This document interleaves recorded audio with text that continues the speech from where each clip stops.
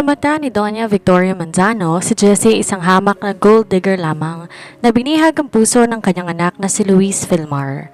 Dahil sa pagiging matapobre, inalok niya si Jessie ng 5 milyong piso para lamang layuan ang kanyang anak, habang pinapamukha dito na ang nararapat kay Luis ay ang perfect match na si Chloe.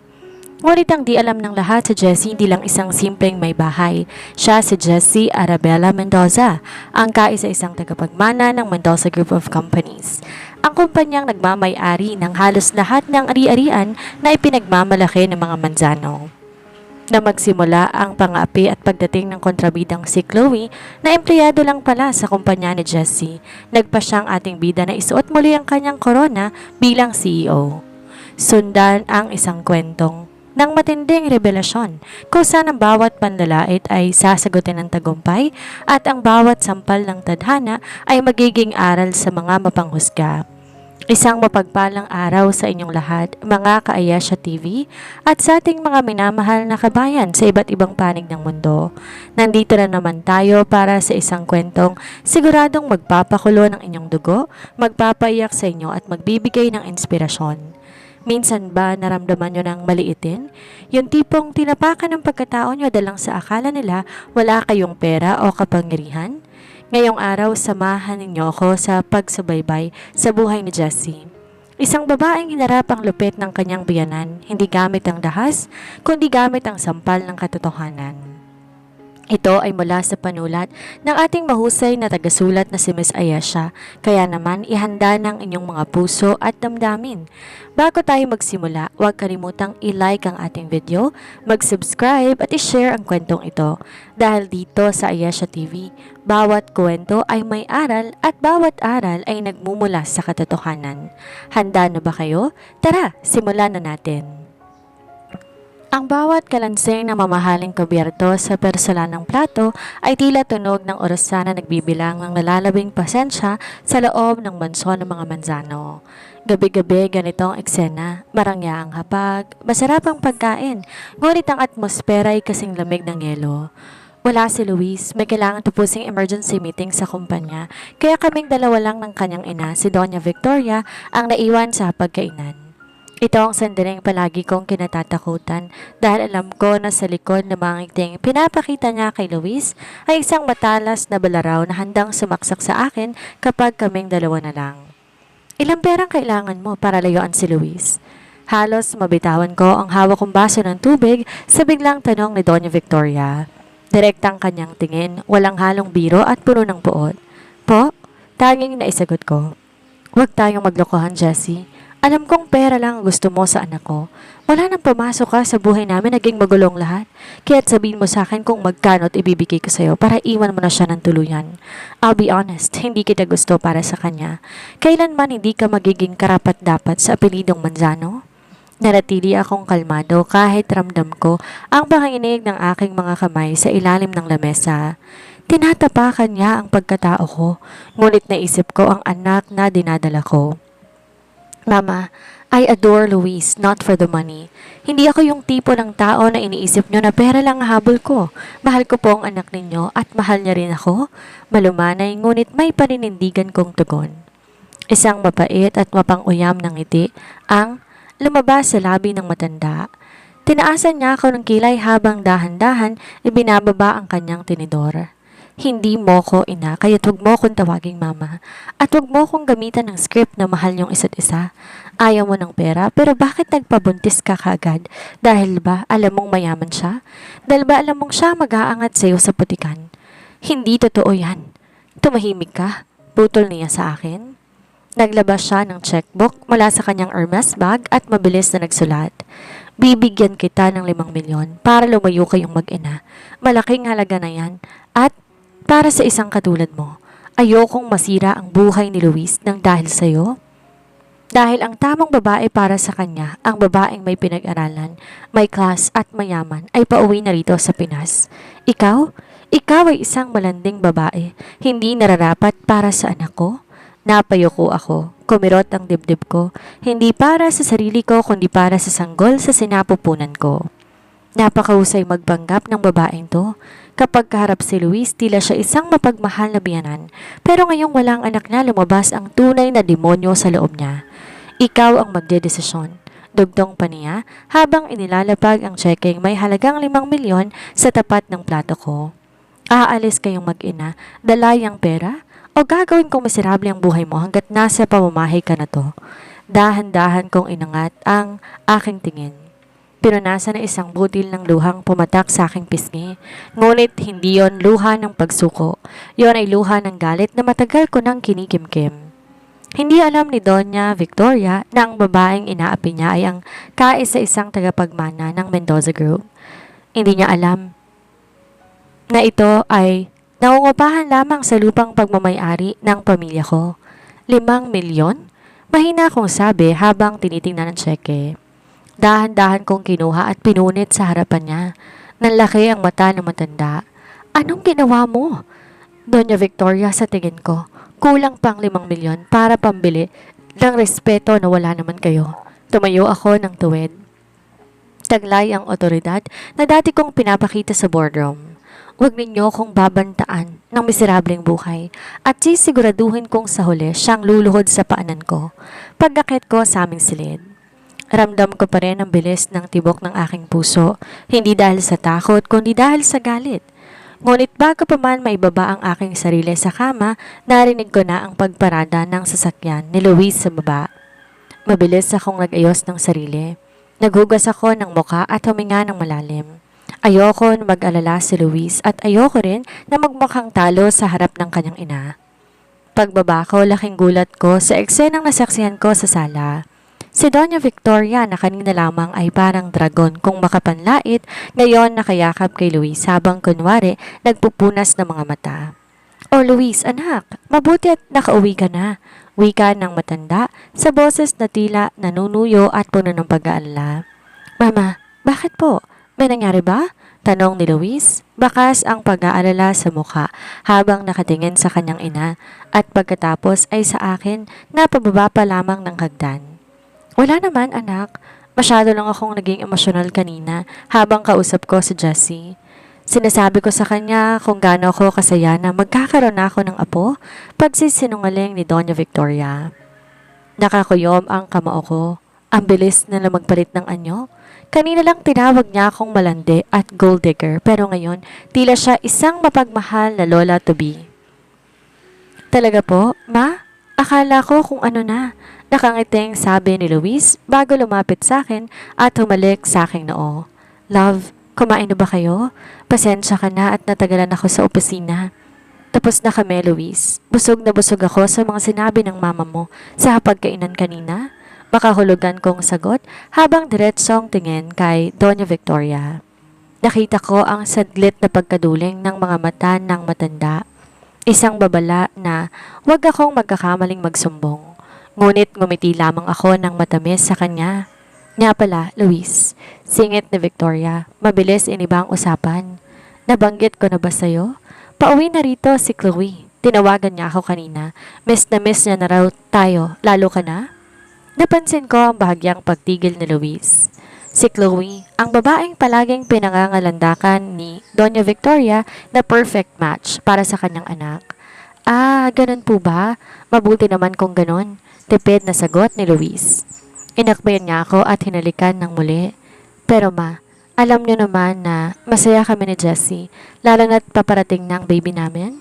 "Siyempre naman, anak. Gusto ko lang naman na magkaroon si Jessie ng kaibigan na kasing level niya," may dieng sabi ni Doña Victoria. Naalam ko na isang patama sa aking katuyuan sa buhay. Chloe is a high achiever.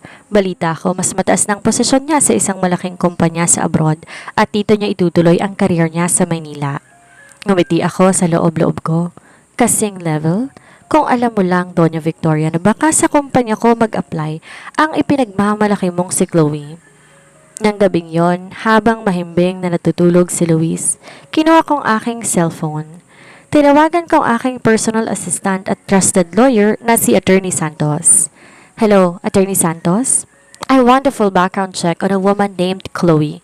At gusto ko rin malaman ang status ng lease contract ng mga Manzano sa property natin sa Makati.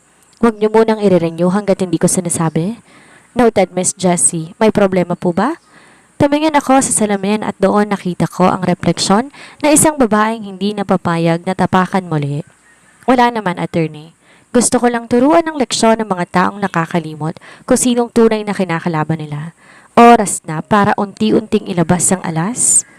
Habang mahimbing ang tulog ni Luis, dahan-dahan akong lumabas ng kwarto at nagtungo sa balkonahe. Binuksan ko isang maliit na jewelry box na nakatago sa ilalim ng aking mga damit. Hindi ito naglalaman ng mga alahas na bigay ni Luis. Narito ang isang gold signet ring na may seal ng pamilya Mendoza. Wala naman, attorney. Gusto ko lang turuan ng leksyon ng mga taong nakakalimot kung sinong tunay na kinakalaban nila. Oras na para unti-unting ilabas ang alas. Habang mahimbing ang tulog ni Luis, dahan-dahan akong lumabas ng kwarto at nagtungo sa balkonahe. Binuksan ko isang maliit na jewelry box na nakatago sa ilalim ng aking mga damit. Dito naglalaman ng mga alahas na bigay ni Luis. Narito ang isang gold signet ring na may seal ng pamilya. Sa loob ng 2 taon, pinili kong mamuhay ng simple. Nagpakilala ako kay Luis bilang isang simpleng freelance writer. Ayoko na mahalin niya ako dahil sa yaman ko. Gusto ko mahalin niya ako dahil sa kung sino ko at napatunayan ko naman yon. Si Luis ay mabuti, masipag at handang ibigay ang lahat para sa amin. Ngunit ang kanyang ina ang siyang tanyag na designer. Ang siyang laso ng aking pagsasama.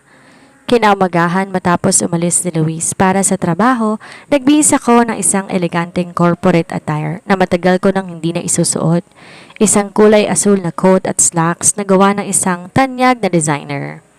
Nagsuot din ako ng dark sunglasses. Saan ka pupunta?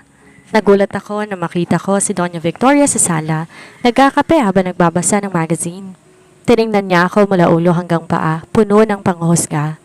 May lalakarin lang po ako, Doña Victoria. Tipid kong sagot. Lalakarin? O baka naman maghahanap ka na ng bagong maluloko dahil alam mong malapit na kitang mapalayas dito. And look at what you're wearing. Fake ba yan?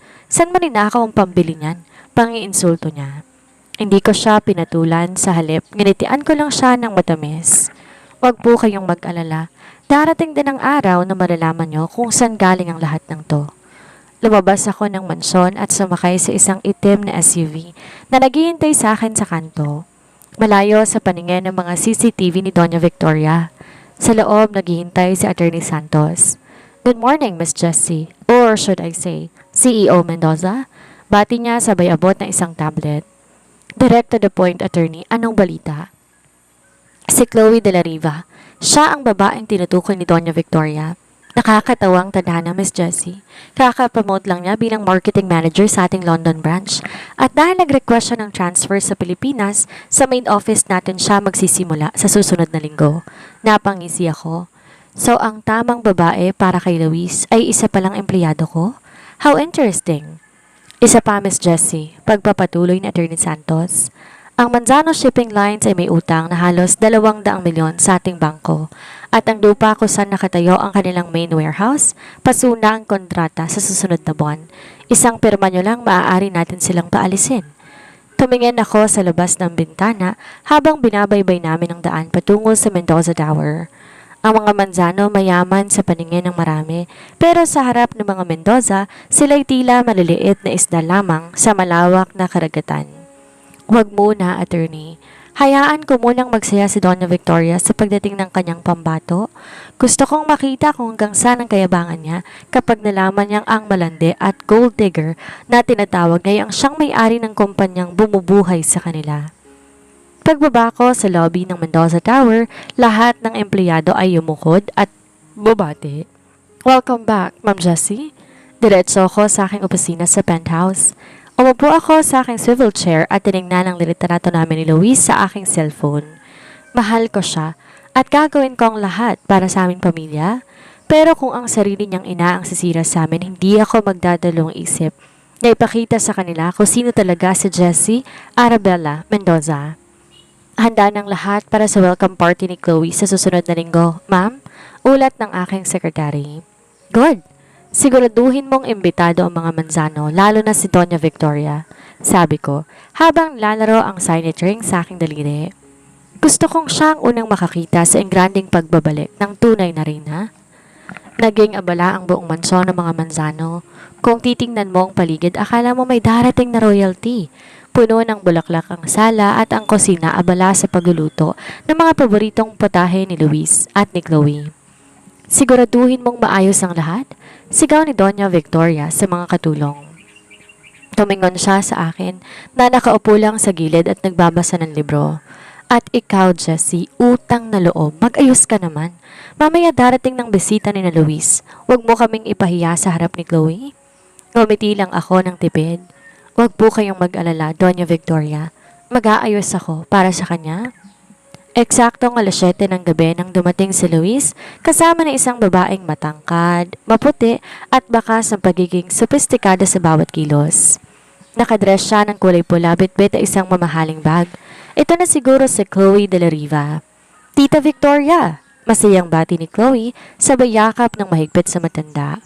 I miss you so much. Oh Chloe iha, napakaganda mong lalo. Look at you! Successful na successful. Tugon ni Doña Victoria habang nakatingin sa akin ng may panguuyam. Tila pinapakita ang malaking pagkakaiba namin. Lumingon si Chloe sa akin. And you must be the wife? Yes, I'm Jessie. Simple kong sagot habang nilahad ang aking kamay. Tinanggap niya to pero mabilis ding binitawan na tila ba ayaw niyang madumihan ang kanyang balat. Nice to meet you. Luis talked about you a bit, sabi ni Chloe na may halong pambabastos sa tono. Naupo kami para sa hapunan. Doon, walang ginawa si Doña Victoria kundi ang purihin si Chloe at ipahiya ako. Alam mo ba, Luis, si Chloe ay isa ng marketing manager sa London. At ngayong nandito na siya, kinuha siya ng pinakamalaking kumpanya sa bansa, ang Mendoza Group of Companies. Hindi ba napakagaling? Pagmamalaki ng matanda. Mendoza Group? Tanong ni Luis, bahagyang napatingin sa akin. Doon ka magtatrabaho, Chloe? Yes, Luis. Next week ang start ko. Sobrang higpit ng selection process doon pero dahil sa credentials ko, tinanggap nila ako agad bilang senior manager. Proud na sagot ni Chloe. It is a billionaire-owned company. Isang karangalan ang makapasok doon. Di tulad ng ibang kumpanya na kahit sino lang po pwedeng pumasok. Uminom ako ng tubig para pigilan ang tawa ko. Kung alam lang nila na ang strict selection process na sinasabi niya, dumaan sa lamesa ko at inaprobahan ko lang dahil gusto kong mapalapit siya sa akin. Sana maturuan mo tong si Jessie kahit konti, Chloe. Singit ni Doña Victoria. Baka naman pwede mo siyang maipasok kahit bilang janitress o taga-timpla ng kape sa opisina ninyo para naman magkaroon siya ng silbi. Ma, stop it. Saway ni Luis, ramdam ang tensyon. Jessie is doing fine. I'm just saying, Luis, para naman maranasan niyang tunay na trabaho sa isang prestiyosong kumpanya, sagot ng matanda. Tumingin sa akin si Chloe ng may halong awa. Sure, tita. If may opening for staff assistant, I can check.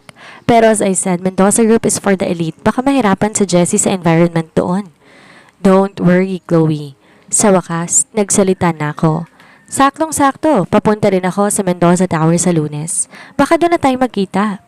Natawa ng malakas si Doña Victoria. Surprise na lang kung anong gagawin ko doon. Sagot ko habang nakatingin ng diretso kay Chloe. Natawa kasi ng malakas si Doña Victoria. At ano namang gagawin mo doon? Mag-a-apply na dishwasher? O baka naman mamamalimos ka sa labas? Welcome to the Philippines, Chloe. I hope you enjoy your stay habang may trabaho ka pa. Bahagyang naguluhan si Chloe sa sinabi ko, habang si Doña Victoria naman inis na inis sa aking pagiging kalmado. Di nila alam ang Lunes na sinasabi ko ay ang araw na guguho ang mundong kinalalagyan nila. Lunes ng umaga, maagang umalis si Luis dahil may field visit to sa Batangas.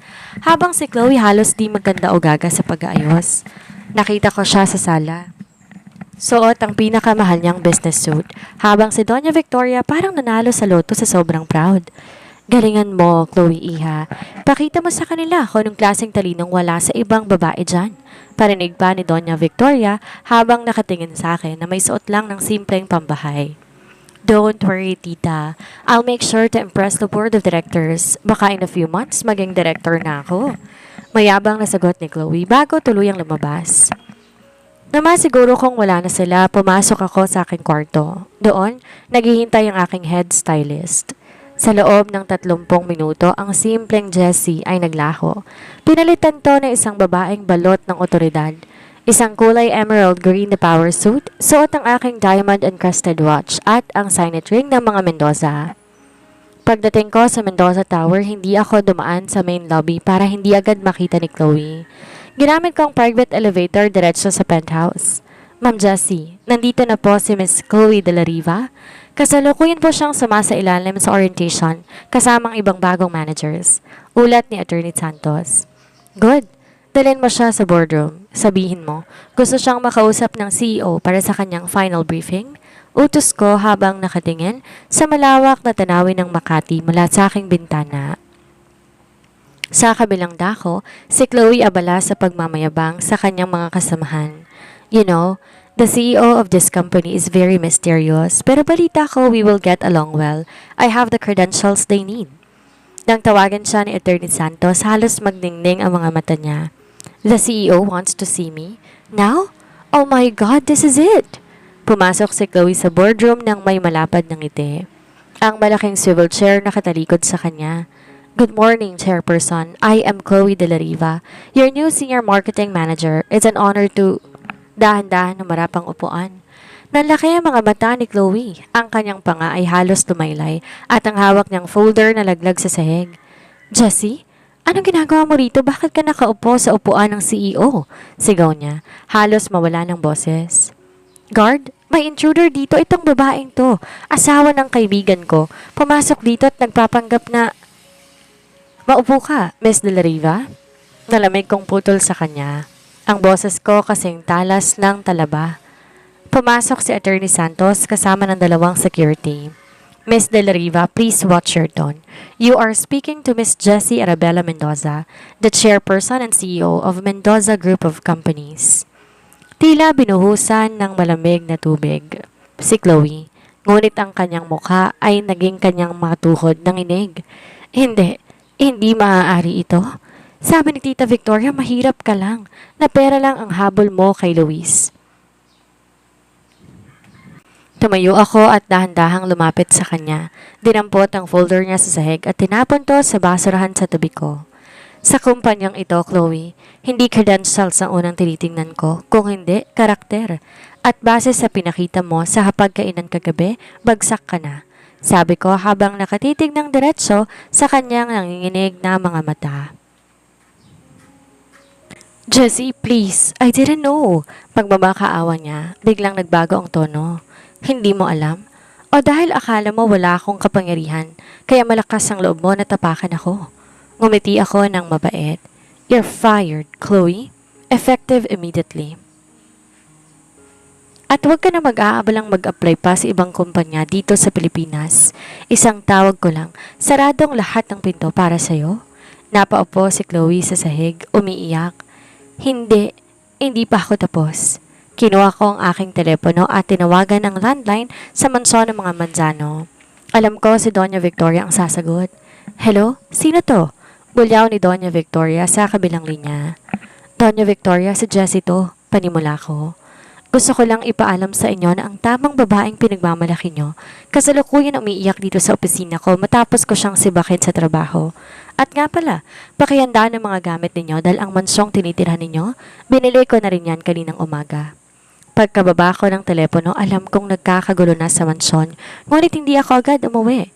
Hinayaan ko munang lasapin ni Doña Victoria ang kaba at ang katotohanan ang mundong kinatatayuan niya ay gumuguho na. Nanatili ako sa aking opisina upang tapusin ang ilang dokumento. Mga dokumentong magpapatunay ng lahat ng luho nila ay hiram lamang sa akin. Nang makauwi ako ng hapon, bumungad sa akin isang Doña Victoria na tila nawala sa sarili.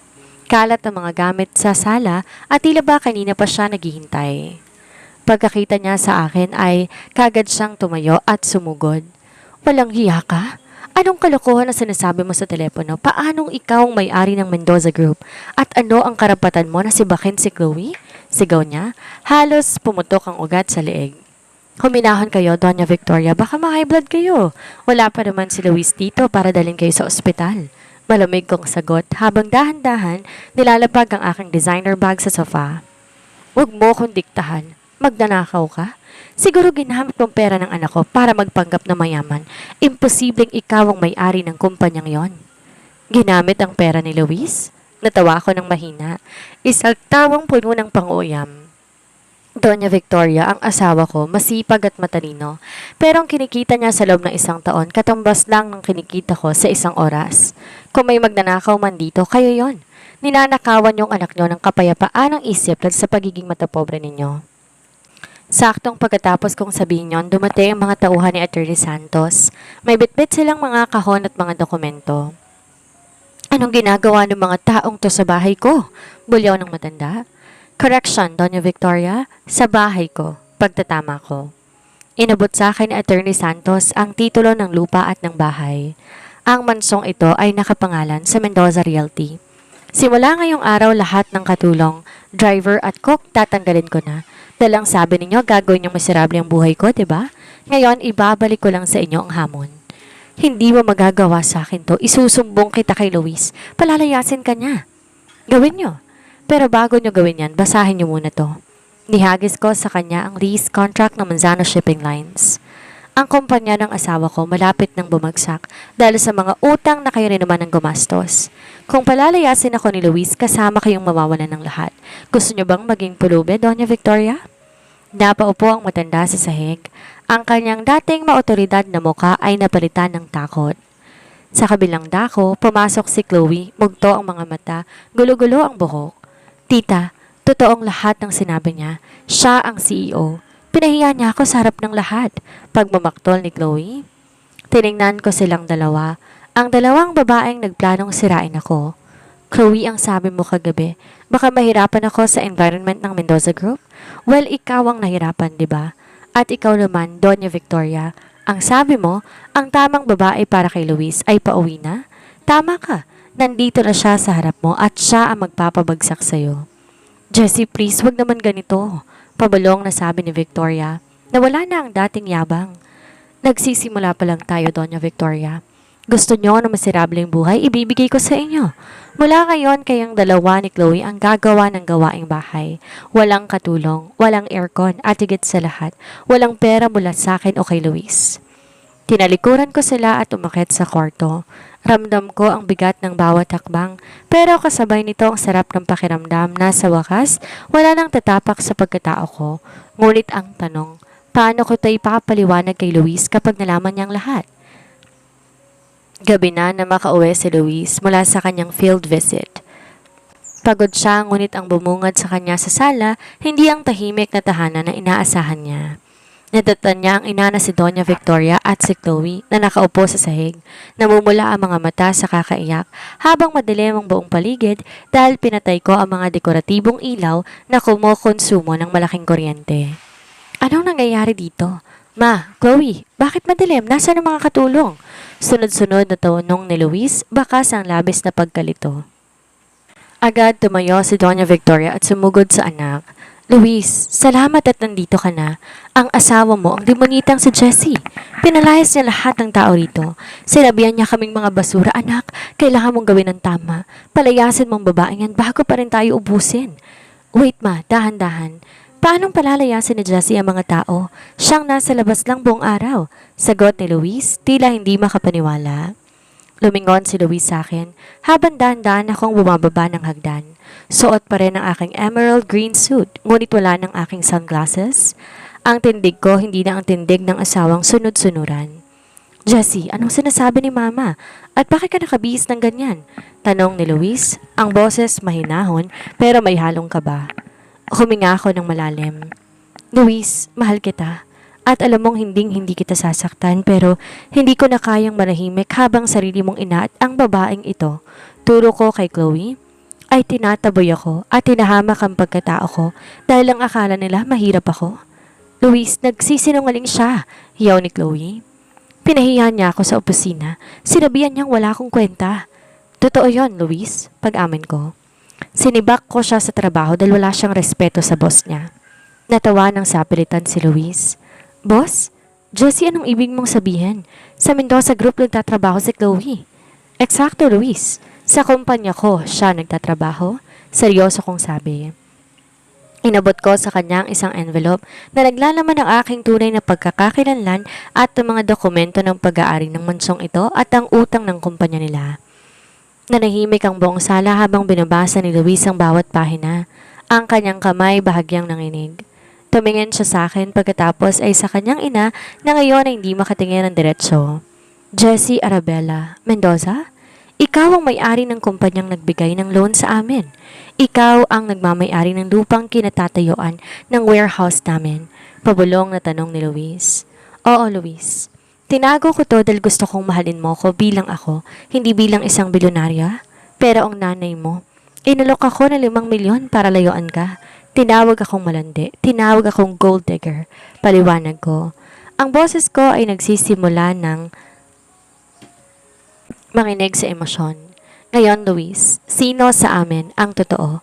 Ako ang naging tapat ng pag-ibig sa'yo o ang nanay mo na pera lang sa akin ang tatayuan ang tinitingnan? Humarap si Luisa kay Doña Victoria. Ma, totoo ba? Inalok mo siya ng pera para umalis? Anak, ginagawa ko lang yun para sa ikabubuti mo.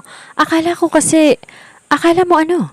Na dahil galing siya sa simpleng pamilya, wala na siyang dangal? Galit na sigaw ni Luis. Ngayon ko lang siya nakitang ganito kagalit sa kanyang ina.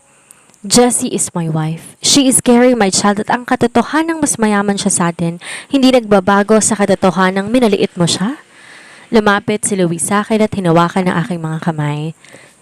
Love, pasensya na. Pasensya na kung inayaan kong saktan ka nila sa loob ng bahay na to. Hindi ko kailangan ng pera mo at hindi ko kailangan ng kumpanya mo. Ang kailangan ko, ikaw at ang anak natin. Lumingon si Luis sa kanyang ina at kay Chloe.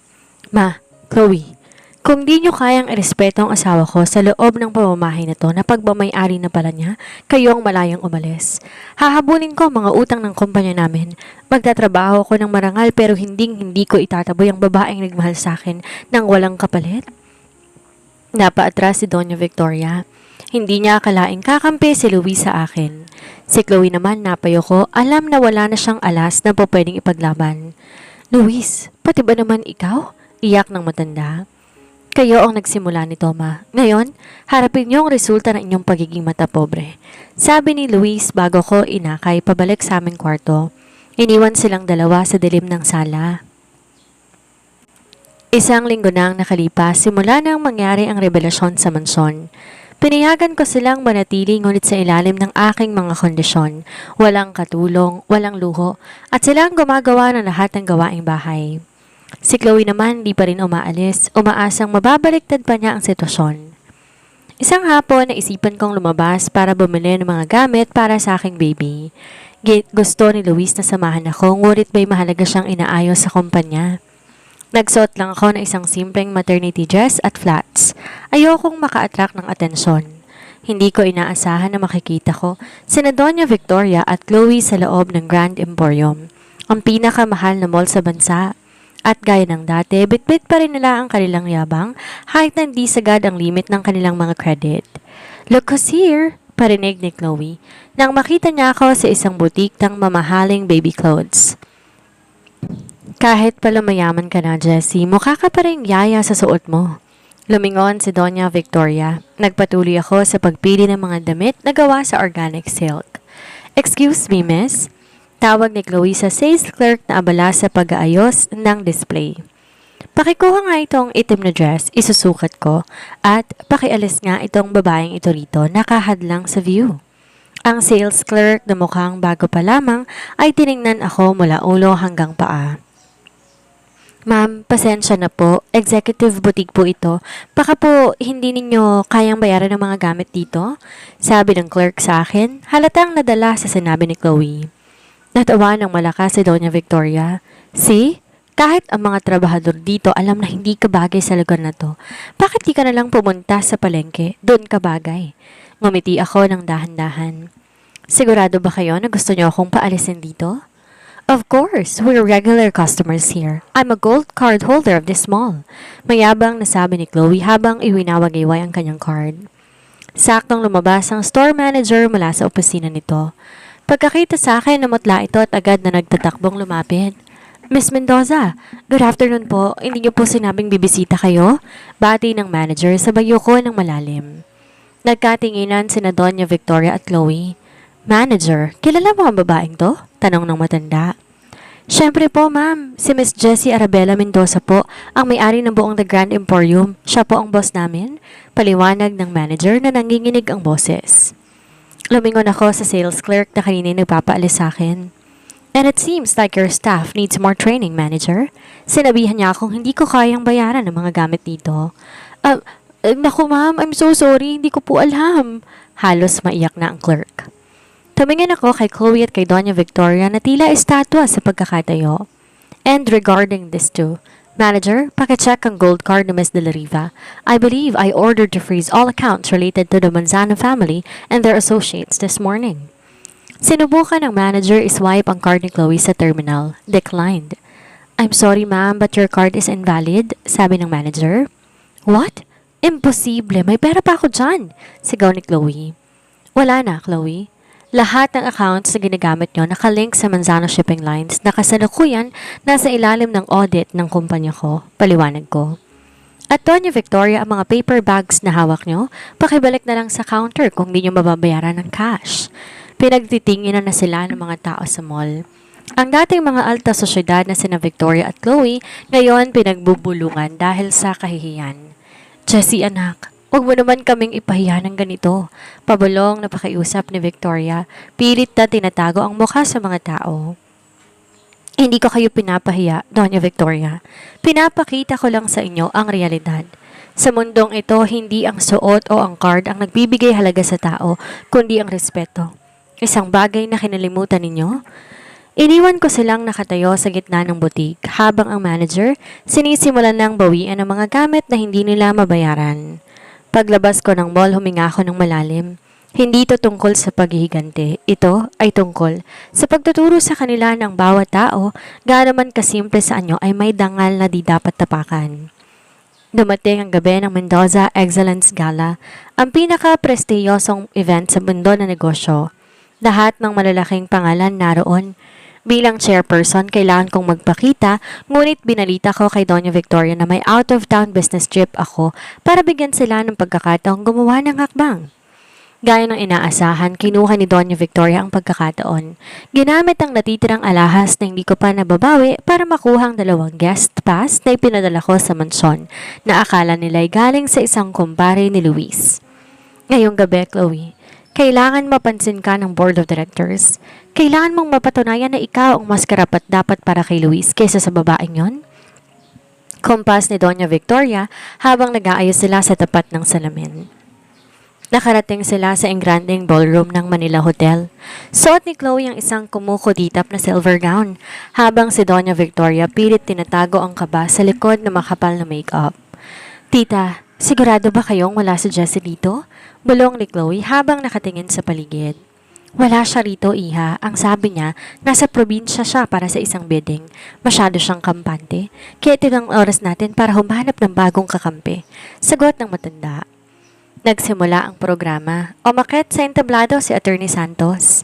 Ladies and gentlemen, tonight is a very special night. For the first time in 2 years, our chairperson and CEO will finally address the public. She has been working behind the scenes, but tonight, the mask comes off. Namamatay ang mga ilaw at tanging ang spotlight lang sa gitna ng entablado ang natira. Dahan-dahang bumukas sa malaking pinto sa likod ng stage. Lumabas ako suot na isang royal blue gown na may mahabang trail. Suot ang pamosong Mendoza Diamond Heart necklace. Ang bawat hakbang ko puno ng otoridad. Pagkakita sa akin, tumigil ang mundo ni na Doña Victoria at Chloe. Good evening, everyone. Panimula ko. Ang boses ko'y umaalingaw sa buong ballroom. I am Jessie Arabella Mendoza. Many of you know me as a mystery, but tonight I am here as a wife, a soon-to-be mother, and the leader of this company. Mula sa entablado, nakita ko ang gulat at takot sa mga mata ni na Doña Victoria at Chloe na nasa dulo ng ballroom. Gusto nilang tumakbo, ngunit huli na dahil nakatitig na sa kanilang lahat ng kamera. Gusto ko ring pasalamatan ng aking pamilya, pagpapatuloy ko habang nakangiti na makahulugan. Lalo na sa aking biyanan, si Doña Victoria Manzano, na narito ngayon. Salamat sa pagpapaalala sa akin na ang tunay na yaman ay hindi nasusukat sa pera, kundi sa tapang na ipaglaban ng tama. Nagpalakpakan ng mga tao. Napilitang ngumiti si Doña Victoria kahit gusto niya nang lamunin ng lupa sa sobrang kahihiyan. Halos simatay naman si Chloe na makita niyang ang mga dating kliyente niya abroad nagpupuntahan sa akin para bumati. Ngunit hindi pa daw nagtatapos ang gabi. Pagbaba ko ng stage, agad akong nilapitan ng dalawang pulis kasama si Attorney Santos. Lumapit kami sa kinaroroonan ni na Chloe. Miss Chloe de la Riva? Tawag ng pulis. Yes, bakit? Nanginginig na tanong ni Chloe. You are under arrest for corporate espionage and embezzlement. Base sa audit ng Mendoza Group London Branch, may nawawalang pondo na pumasok sa personal mong account bago ka lumipad pabalik ng Pilipinas. Paliwanag ni Attorney Santos. Ano? Hindi totoo yan. Jessie, pakanamo lang to. Sigaw ni Chloe habang pinoposasa ng mga polis. Ang ebidensya ay hindi nagsisinungaling, Chloe. At ikaw, Doña Victoria? Tumingin ako sa matanda na halos mawalan ng malay.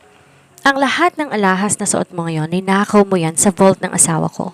At dahil asawa ko ang nag-file ng report, kailangan mo ring sumama sa presinto para sa questioning. Sa harap ng lahat ng mga negosyante, kinaladkad palabas si Chloe na nagwawala. Habang si Doña Victoria umiiyak at nagmamakaawa. Ang maskara ng pagiging marangal at mayaman na pilit nilang pinapakita ay tuluyan ng gumuho. Naramdaman ko ang isang kamay sa aking balikat, si Luis. Ngumiti siya sa akin ng may pagmamalaki. You did the right thing, love. It's time for them to face the truth.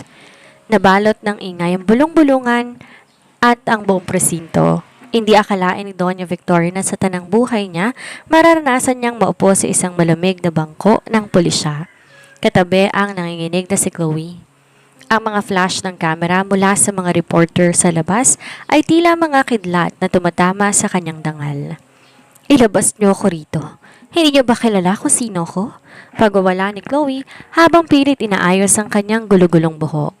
Tita Victoria, gawan niyo ng paraan. Sabihin niyo kay Luis ilabas tayo rito. Ngunit si Doña Victoria ay tulala lamang.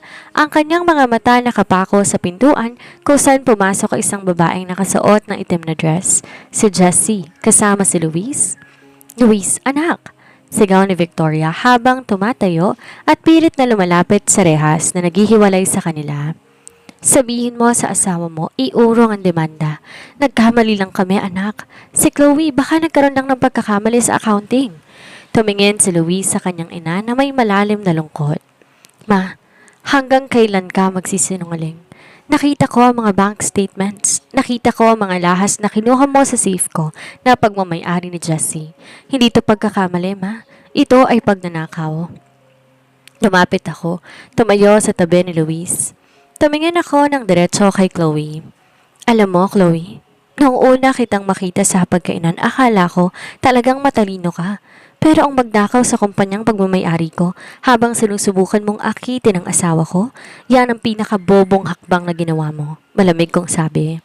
Jessie, please, maawa ka. Pagmamakaawa ni Chloe. Nawala ng lahat ng yabang.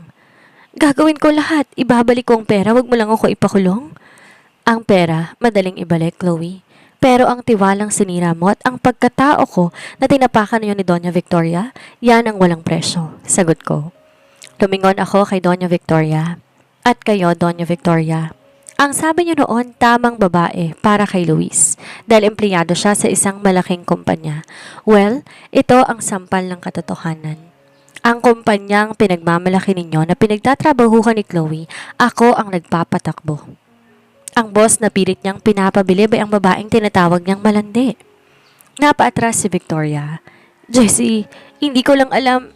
Hindi niyo alam dahil nakikita niyo lang ay ang panlabas na anyo. Ang tingin niyo sa mga taong walang mamahaling gamit ay basura. Ngayong gabi, ang basurang tinutukoy niyo ang nagmamay-ari ng lahat ng meron kayo. Mula sa bahay ninyo, sa kumpanya ninyo, hanggang sa kalayaang tinatamasa ninyo. Inabot ni Attorney Santos ang mga dokumento sa amin. Miss Jessie, handa na po ang settlement papers para kay Doña Victoria, pero para kay Miss De La Riva, tuloy ang kasong plunder at embezzlement? Settlement? Tanong ni Luis. Oo, Luis. Sabi ko habang nakatingin kay Victoria.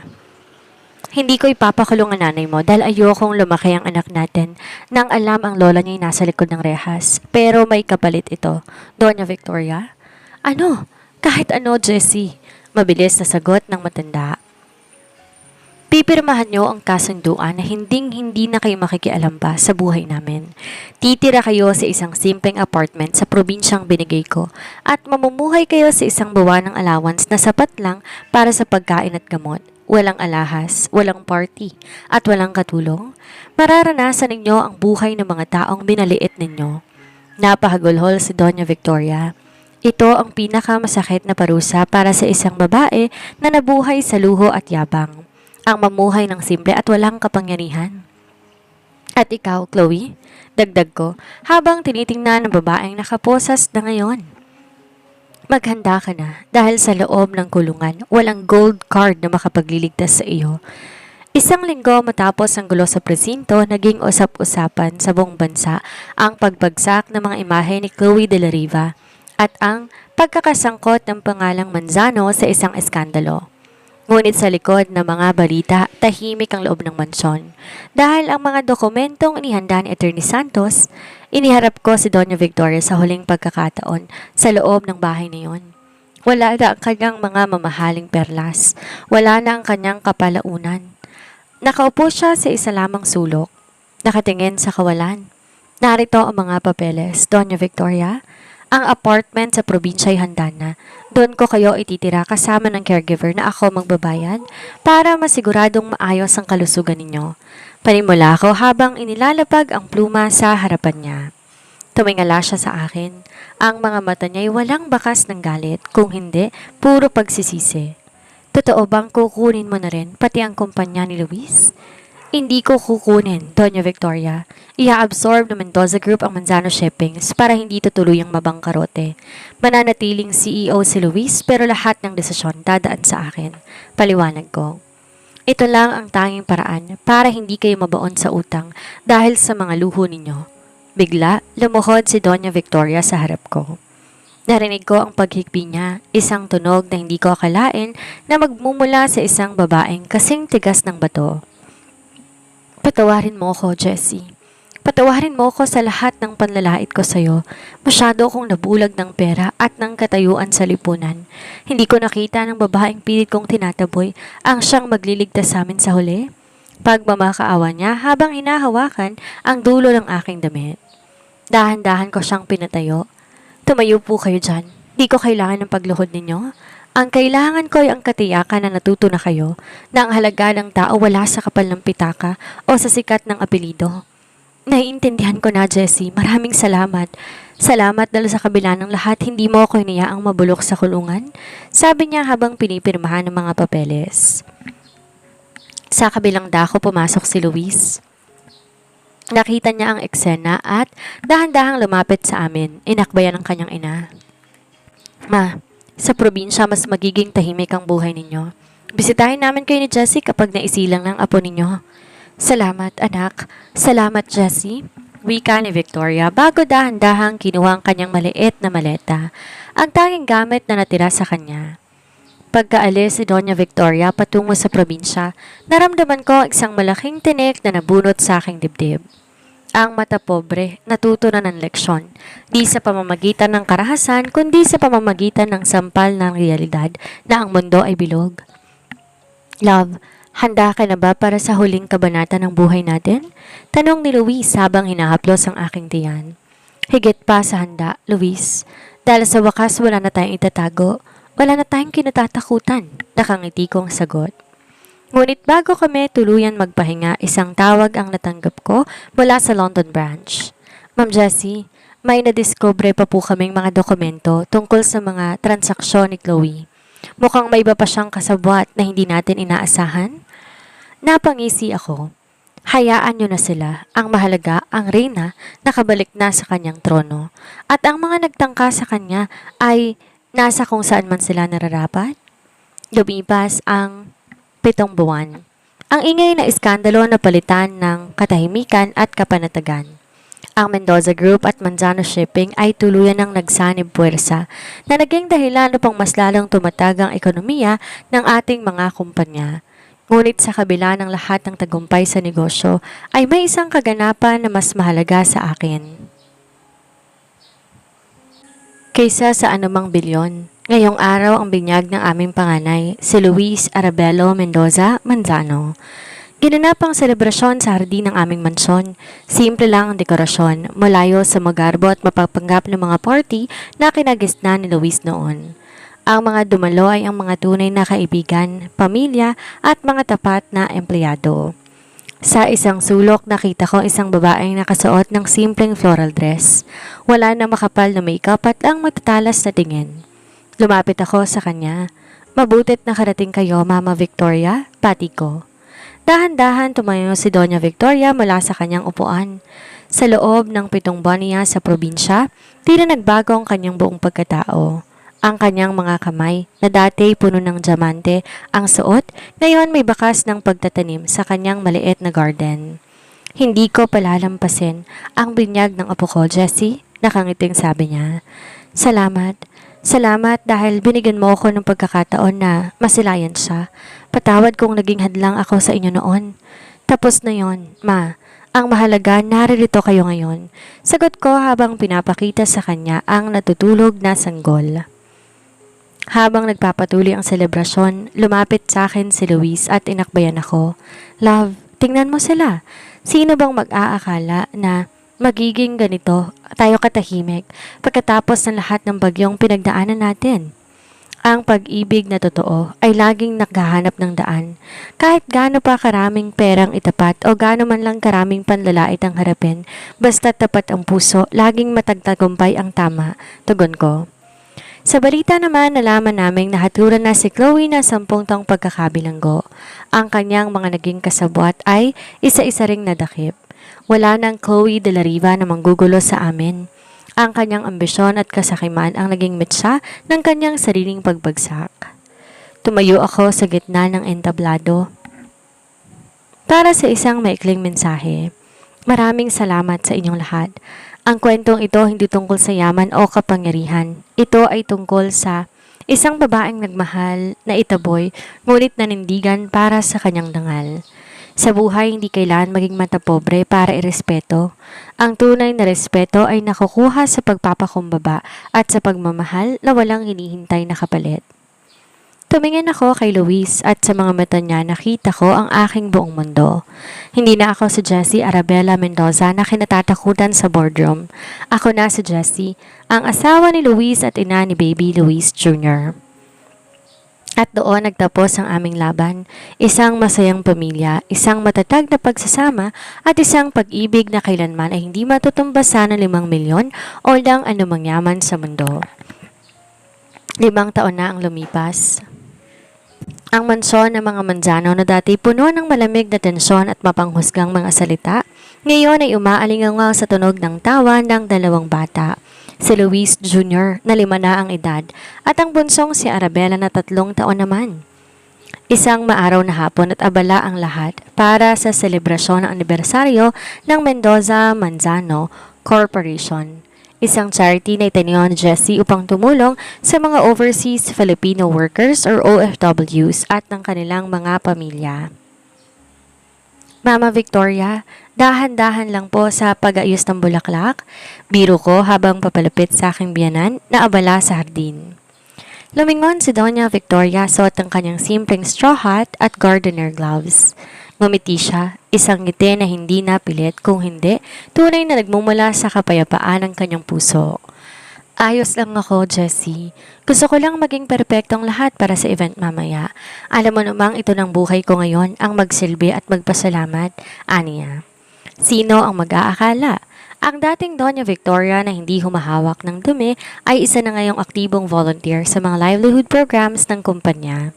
Siya mismo ang nagtuturo sa mga asawa ng OFW kung paano mag-manage ng maliit na negosyo. Ang kanyang matapobre na ugali tuluyan ng nabaon sa limot. Mommy! Mommy, look at my drawing! Sigaw ni Luis Jr. habang tumatakbo patungo sa akin, bitbit ang isang papel. Kinuha ko ang drawing. Larawan to ng aming pamilya, kasama si Luis, ako, ang mga bata at si Doña Victoria. Ngunit may isang detalyeng pumukaw sa atensyon ko. May ginungit siyang malaking korona sa ulo naming lahat.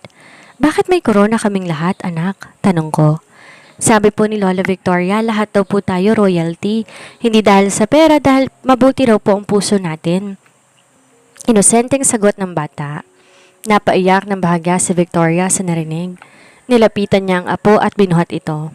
Tama yan, apo. Yan ang pinakamahalagang pamana na may bibigay namin sa'yo. Maya-maya pa dumating na si Luis galing sa isang matagumpay na turnover ng bagong warehouse. Agad siyang lumapit sa akin at humalik sa aking noo. The board approved the new scholarship program, love. All children of our long-term employees will have full coverage until college. Balita ni Luis. That's wonderful, Luis. Yan ang tunay na tagumpay, sagot ko. Habang lumulubog ang araw, nagtipon-tipon kaming lahat sa hapagkainan. Wala nang mamahaling porselana na ginagamit lang para magyabang. Ang nakahain ay mga pagkaing niluto ni Doña Victoria mismo, mga putaheng natutunan niya sa probinsya. Sa gitna ng aming pagkukwentuhan, naalala ko, ang gabing inalok ako ni Victoria ng 5 milyon. Napangiti ako. Kung tinanggap ko ang perang yun noon, baka nakalubog pa rin kami sa puot at pagkukunwari. Pero dahil pinili kong lumaban at magpatawad, kamit ang aming yaman na hindi kayang bilhin ng anumang tseke. Isang tagay para sa pamilyang nabuo sa katotohanan, wika ni Luis habang itinataas ang kanyang baso. At para sa pag-ibig na walang kinikilalang antas sa lipunan, dagdag ko pa. Ang kwento ni Jessie Arabella Mendoza ay hindi lamang kwento ng isang secret heiress na naghigante. Ito'y kwento ng isang babaeng ginamit ang kanyang yaman upang magturo ng leksyon, maghilom ng sugat at magpatunay na sa huli, ang pinakamataas na uri ng kapangyarihan ay ang kakayahang magpatawad at magbago. At dito po nagtatapos ang ating madamdaming kwento ng pag-ibig, paninindigan at pagpapatawad. Sana po'y naging inspirasyon sa inyong lahat ang katatagan ni Jessie. Isang paalala na ang tunay na yaman ng isang tao ay hindi nasusukat sa kislap ng brilyante o sa kapal ng pitaka, kundi sa busilak ng puso at sa dangal na di kailanman nabibili ng salapi. Natutunan din natin ang mapanghusgang isipan, walang puwang sa isang masayang pamilya at ang pagpapakumbaba ang susi sa tunay na kapayapaan. Muli, ang kwentong ito ay hatid sa inyo ng Ayesha TV. Mula sa malikhaing panulat ng ating tagasulat na si Miss Ayesha. Sa ngalan po ng buong production team, kami ay lubos na nagpapasalamat sa inyong walang sawang pakikinig at pagsuporta sa bawat kabanata na aming binabahagi. Kayo, mga kabayan, ang nagbibigay sa amin ng inspirasyon para ipagpatuloy ang paggawa ng mga kwentong kapupulutan ng aral. Huwag po kayong aalis dahil marami pa kaming inihahandang kwento na siguradong tututok sa inyong mga puso. Huwag kalimutang mag-comment kung anong pinakapaborito niyong eksena at anong aaral ang inyong natutunan sa araw na ito. Muli, ako ang inyong lingkod, si Miss Sandra, hanggang sa muli nating pagkukwentuhan dito lang sa Ayesha TV. Pagpalain po tayong lahat ng may kapal. Paalam!